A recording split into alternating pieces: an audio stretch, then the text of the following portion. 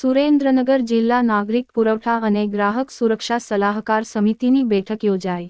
પુરવઠા વિભાગની વિવિધ કામગીરીઓની સમીક્ષા કરતા કલેક્ટર ડો. રાજેન્દ્રકુમાર પટેલ ગત માસમાં કાનૂની માપ વિજ્ઞાન અને સસ્તા અનાજની દુકાનો સહિત 583 સ્થળોએ તપાસ હાથ ધરવામાં આવી. 12 વેપારીઓ સામે કાર્યવાહી. ખોરાક અને ઔષધ નિયમન તંત્ર દ્વારા 114 જેટલા નમૂના લેવામાં આવ્યા. 63 નવા ખાદ્ય પરવાના અપાયા. સુરેન્દ્રનગર જિલ્લામાં કલેક્ટર ડો. રાજેન્દ્રકુમાર પટેલના અધ્યક્ષસ્થાને નાગરિક પુરવઠા અને ગ્રાહક સુરક્ષા સલાહકાર સમિતિની બેઠક કલેક્ટર કચેરી સભાખંડ ખાતે યોજાઈ હતી. જેમાં વાજબી ભાવની દુકાનોના સ્થળ ફેરફાર, વાજબી ભાવની દુકાનો દ્વારા થતા અનાજ વિતરણ સહિતના મુદ્દે ચર્ચા કરવામાં આવી હતી. આ બેઠકમાં જિલ્લા સમાહર્તા શ્રી રાજેન્દ્રકુમાર પટેલે અનાજ પુરવઠો સમયસર અને પૂરતા પ્રમાણમાં મળી રહે તે માટે જરૂરી માર્ગદર્શન પૂરું પાડ્યું હતું. તેમજ પુરવઠા વિભાગ દ્વારા કરવામાં આવેલી કામગીરી વિશે વિસ્તૃત જાણકારી મેળવી હતી. જિલ્લા પુરવઠા અધિકારી શ્રી એ.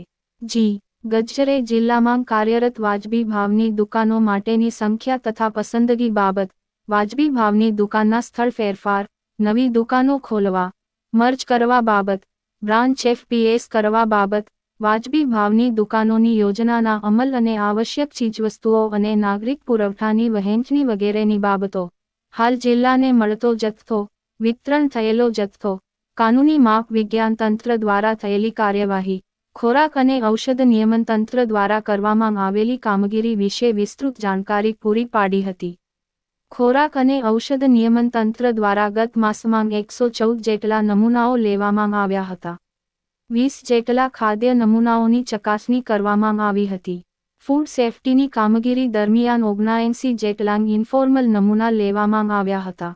63 જેટલા રજિસ્ટ્રેશન અને લાયસન્સ ખાદ્ય પરવાના આપવામાં આવ્યા છે. તેમજ હોટેલ, રેસ્ટોરન્ટ, મીઠાઈ ફરસાણની દુકાન, પાણીની લારી, અનાજ કરિયાણાની પેઢી અન્ય સ્થળ સહિત 60 જેટલા સ્થળોએ મુલાકાત કરવામાં આવી હતી.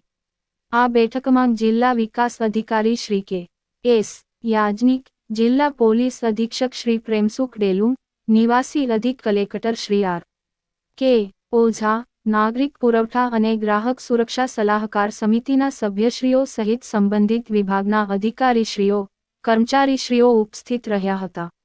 HX24 ન્યૂઝ ગુજરાતી સાથે મિનહાજ મલિક, સુરેન્દ્રનગર.